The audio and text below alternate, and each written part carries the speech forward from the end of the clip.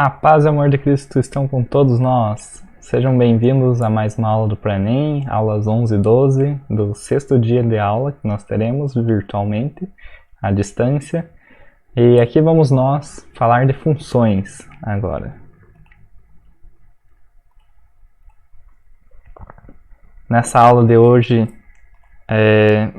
estava previsto para falar um pouquinho mais sobre inequações, que vamos abordar aqui, sobre equações exponenciais e logaritmos, mas devido à grandiosidade de funções e à quantidade de conteúdo, vamos deixar esses outros tópicos para a próxima aula. Então, hoje veremos apenas subtópicos de funções e assim finalizaremos todo o livrinho do Coq de funções, que ele tem 3 capítulos, então, na verdade são 4 capítulos, mas o primeiro, definições e nomenclatura, é pouco útil aqui no caso, em termos de classificações. Funções afim à função quadrática, inequações de primeiro e segundo grau, tipos de funções. Então, eu simplifiquei esses 4 tópicos do livro nesses 3 aqui para vocês. Vamos a eles. Funções, que é o único capítulo dessa aula. Lembrando do último slide da aula passada, a gente tinha visto uma breve introduçãozinha aqui, né? Que seria uma relação entre dois conjuntos, A e B, de modo que para todo valor x de um elemento pertencente ao primeiro conjunto, o conjunto do domínio, exista um único número correspondente y pertencente a outro conjunto B, que no caso seria o contradomínio. Vejamos que o domínio, como mencionado, é o conjunto A e a imagem é o contradomínio, que é o conjunto B.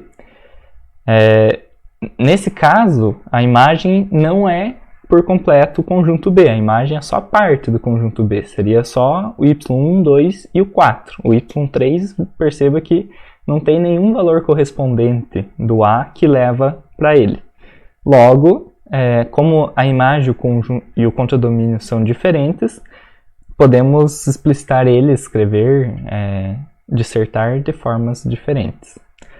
Agora, no plano cartesiano, vejamos, o eixo x, chamado de eixo das abscissas, é aquele que geralmente a gente representa horizontalmente, que é uma barra horizontal numerada. Analogamente, o eixo y é a barra vertical, que é chamado eixo das ordenadas.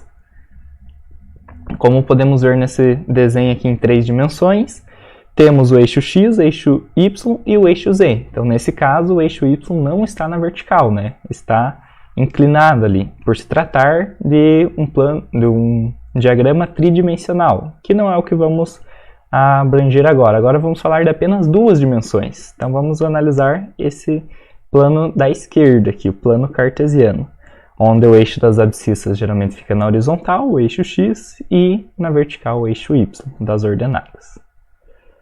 Diagramas com flechas, a gente pode representar as funções, como no slide anterior, no primeiro slide dessa aula e o último da aula passada.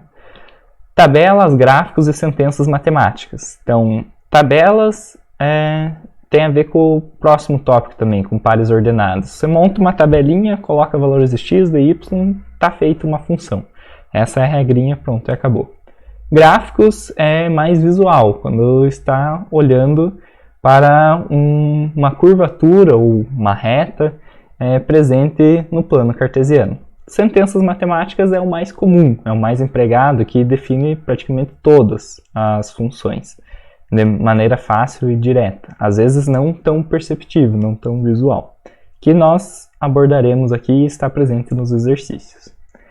Pares ordenados, como falado, está ligado a tabelas. Então, é quando se relaciona 2 números, um x e um y. Então, a união desses 2 números em um par ordenado, que a gente fala, né, na ordem, primeiro o x, depois o y, também se configura uma função, como se fosse um conjuntinho lá, um elemento do A e outro do B.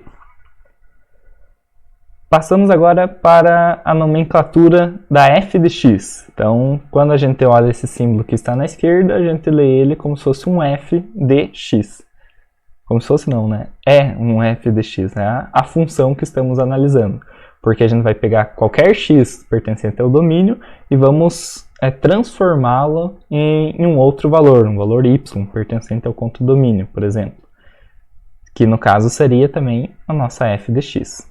Por isso, esse y vai ser igual a f de x, que é o valor da imagem correspondente ao x quando aplicado na função. Se, nesse caso, o x pertence ao domínio, então o x ele está presente no eixo das abscissas, por isso que o próprio nome do eixo também pode ser chamado de eixo x. E, analogamente, o y pertence à imagem, ao eixo das ordenadas, ao eixo vertical, também chamado de eixo y.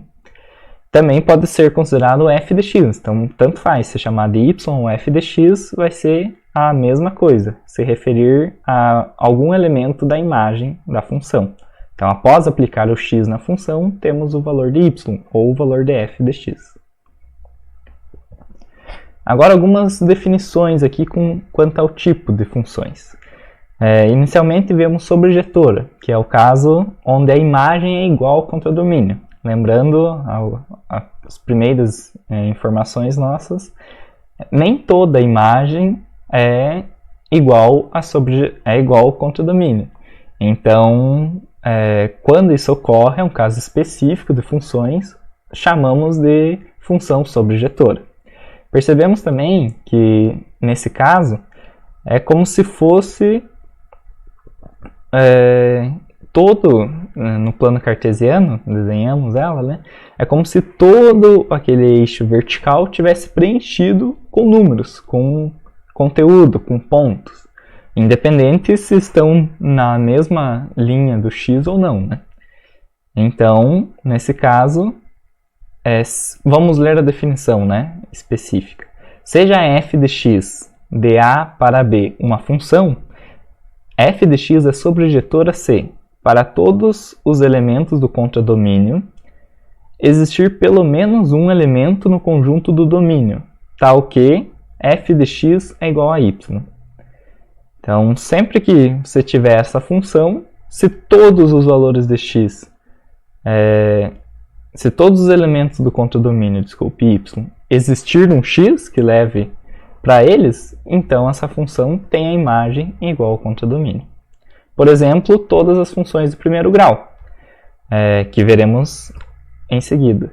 Se conseguimos escrever uma função afim, onde os números são infinitos do domínio, tanto para a parte negativa quanto para a positiva, a correspondência dela através da função vai nos levar a valores, elementos de y também infinitos, tanto para negativo quanto para o sentido positivo. Logo, abordaremos todo o universo do eixo das ordenadas, que seria a nossa imagem, que seria o nosso contradomínio. Então, a imagem é igual ao contradomínio. E o que são funções de primeiro grau, funções afim? São da forma f de x igual a x mais b, onde temos apenas uma variável com o expoente 1. Então, o máximo expoente, o maior grau da nossa função é 1. Lembrando sempre que o b ali ele está junto com o expoente 0, né, na nossa variável, como se tivesse um x elevado a 0 ali. Então, o nosso polinômio é um dos polinômios mais simples, né? A raiz dessa função, análogo ao cálculo de raízes das equações algébricas que vimos na aula passada, pode ser calculado isolando x na equação algébrica associada, quando substituímos a f de x por zero, ou quando o y vale zero, digamos assim, nessa nossa equação, nessa nossa função também. Isolando x, ficamos com menos b sobre a. Então, para isolar o x, subtraímos b dos dois lados da equação e dividimos por a os dois lados da equação, ficando com x igual a menos b sobre a. É bom salientar aqui que o valor de b ele corresponde ao valor da ordenada quando x vale zero. Então, se substituirmos zero nesta função, teremos que f de x é igual a b. Logo, quando desenhamos geometricamente, ou melhor, graficamente, colocamos no plano cartesiano, o ponto que cruza o eixo vertical, o eixo das ordenadas, vai ter o valor de y igual a b. Por exemplo, uma função f de x igual a x, que também é o nosso y f de x, lembrando, né? Que seria a função identidade, que é uma função, uma reta inclinada com todos os valores de y iguais aos valores de x. Logo, a inclinação dessa reta é 45 graus. E toda a imagem dele, todos os valores de y, são iguais aos valores do contradomínio. Logo, é uma função sobrejetora, conforme vistos anteriormente. O domínio é o x pertencente aos reais, conforme mencionado já, vai do menos infinito até o mais infinito, todos os valores podem ser empregados nessa função, assim como a imagem e o contradomínio. Nesse gráfico temos a representação da função f de x igual a x. Conforme pode-se observar, o valor 1 é o mesmo para x e y, assim como os outros valores numéricos, fornecendo sempre uma reta com a mesma inclinação de 45 graus. Se completarmos aqui, né, as coordenadas, formamos um quadrado, onde essa reta é a diagonal do quadrado. Agora vamos analisar o que seria o domínio graficamente. Vamos pensar que estamos apertando, achatando essa curva, por cima e por baixo. Então estamos espremendo ela, colocando numa prensa. Logo, essa reta ela vai ficando cada vez mais próxima ao eixo x. Vai diminuindo a inclinação dela. Muda, esquecemos agora a parte de 45 graus, porque isso daqui já não é mais um gráfico, é mais uma visualização, alguma coisa que não existe, mas na nossa cabeça a gente faz esse raciocínio. E continuamos espremendo, continuamos achatando, até que chega um momento que elas vão ficar ambas horizontais, ou aparentemente horizontais, né? Tender a ficar assim. Tanto o eixo x, normal, de todas as funções, de todo o plano cartesiano, quanto o próprio gráfico da função, que seria essa reta em vermelho. Essa reta vermelha, horizontalmente, representa todos os pontos do domínio, todos os valores de x que a nossa função pode obter. Logo, se ela é exatamente igual à nossa reta preta do eixo x, então o domínio é todos os valores do nosso eixo x, que são os próprios números reais.